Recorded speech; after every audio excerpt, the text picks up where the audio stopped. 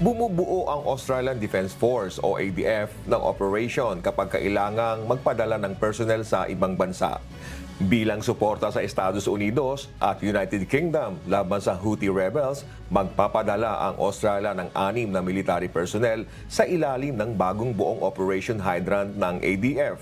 Ayon kay Defense Minister Richard Marles, isa itong mahalagang kontribusyon ng Australia upang mapanatiling bukas ang Red Sea at malugod namang tinatanggap ng dalawang bansa.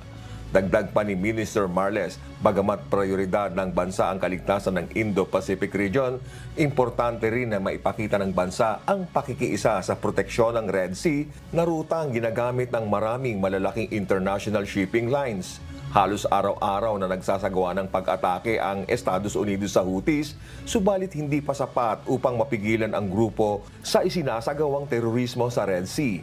Ayon sa terrorist group, posible lamang nilang itigil ang missile at drone attacks sa international shipping sa Red Sea sa sandaling itigil ng Israel ang pag-atake sa Gaza.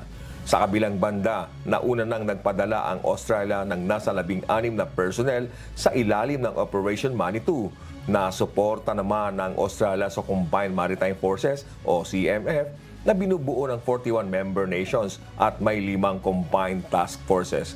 Pangunahing layunin ng CMF na may headquarters sa Bahrain ay ang paglaban sa terorismo, pigilin ang piracy, pagpapalakas ng regional cooperation at isulong ang ligtas na maritime environment. Danny De Lieva, humahataw sa balita ngayon.